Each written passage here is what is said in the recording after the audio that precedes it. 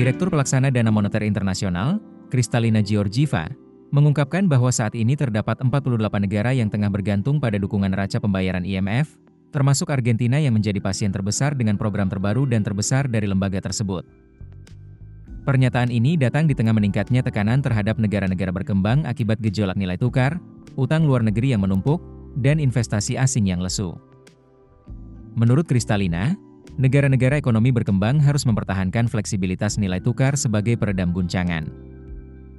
Ia menekankan bahwa negara-negara dengan utang publik yang tidak berkelanjutan harus bergerak secara proaktif untuk memulihkan keberlanjutan, termasuk dalam beberapa kasus dengan mengambil keputusan sulit untuk mencari restrukturisasi utang. Kendati Indonesia belum termasuk dalam daftar negara yang harus meminta bantuan IMF, bukan berarti Indonesia sepenuhnya aman dari dampak ketegangan ekonomi global yang kian memanas, khususnya dalam konteks perang dagang. Situasi global yang tidak menentu juga berpotensi memperburuk beban utang Indonesia. Kepala Center of Macroeconomics and Finance Institute for Development of Economics and Finance M. Rizal Taufikur Rahman mengatakan, menguatnya dolar AS dan meningkatnya arus modal keluar merupakan kombinasi yang berbahaya, karena dapat meningkatkan beban utang falas yang pada akhirnya menekan anggaran pendapatan dan belanja negara serta menurunkan kepercayaan pasar. Rizal mengingatkan, bahwa risiko membengkaknya utang bukan hanya soal nominal, tetapi soal daya tahan ekonomi terhadap tekanan mendalam yang bersifat simultan.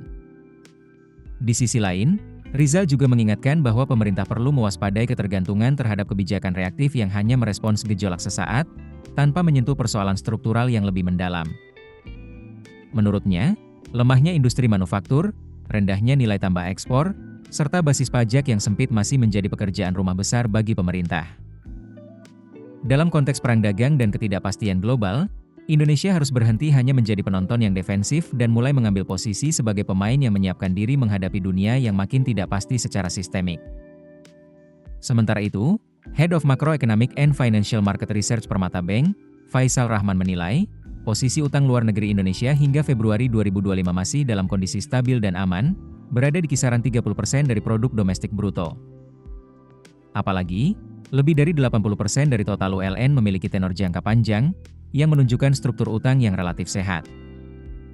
Namun demikian, Faisal mengingatkan bahwa pelemahan nilai tukar rupiah berpotensi menambah beban pembayaran ULN, baik dalam bentuk pinjaman maupun obligasi global, terutama dari debt service. Selain itu, dengan naiknya ketidakpastian akibat perang dagang, maka yield atau return yang ditawarkan juga sulit untuk turun. Jika kondisi global ini terus memburuk maka dipastikan akan ada kenaikan beban utang.